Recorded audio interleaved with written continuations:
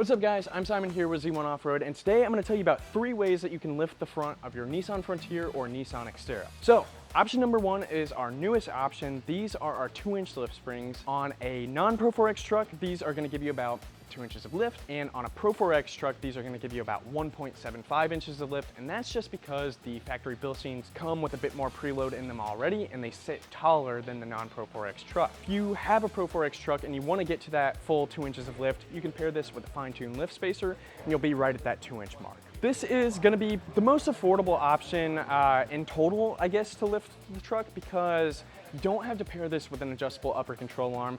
You can just run our heavy-duty eccentric bolts that are going to give you a bit more throw on than the factory eccentrics for lower control arm adjustment, but you won't have to worry about coil bucket contact, ball joints, or anything like that, because you're not really lengthening the overall length of the shock. You're just adding preload, so essentially you're trading down travel for more up travel, and in turn your ride height's just going to sit a little bit taller. So if you're not in the market for an upper control arm, you just want a little bit of extra lift, the lift springs are going to be a great option for you. But if you want a little bit better alignment specs, you don't want to trade your down travel for up travel, and you are in the market for an upper control arm, then another great pairing for you is going to be our Z1 adjustable upper control arms paired with a 2-inch lift spacer.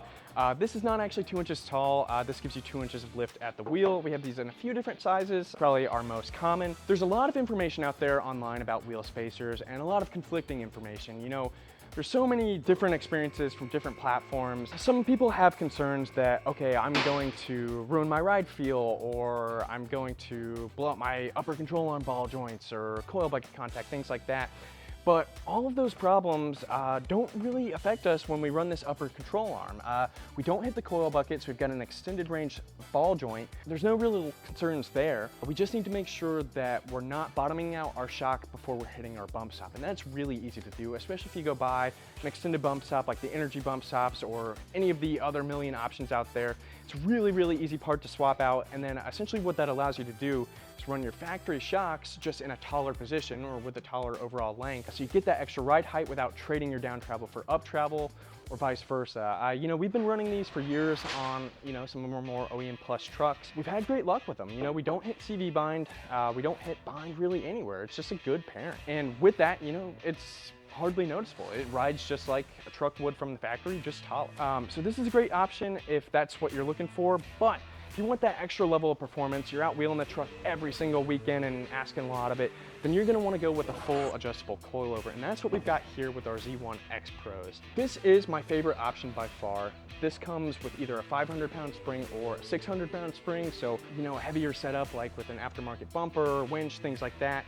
You might err on the side of that 600-pound spring, but 500-pound spring is going to be great for just about everyone else. This is going to give you, I guess, what's so special about this is it's going to give you the most travel that you can get out of a factory geometry setup. So if you're not Titan swapped, this is going to give you the most wheel travel that's on the table. It rides great. You know, I've put thousands of miles on this coilover on my truck, and I love it. It's just held up really well, and it's a really simple but well-made shock that I think is going to be a great option for a lot of Frontier and Xterra owners out there. Kept a bushing style top hat to reduce NVH, same thing down low. We've got a bushing on the bottom side where the control arm meets the eyelet, and these shocks have held up great. We're really excited to be able to, you know, have these out for you guys, and we think that this is going to be an excellent pairing for, you know, anyone who's out driving their truck pretty hard on the weekends. Another cool thing about this is it's going to give you about 2 inches of lift out of the box. It can be adjusted, so if you want more or less lift, you've got a preload collar down here that you can crank up to get more lift or run it down to get a bit less lift, a bit more down travel.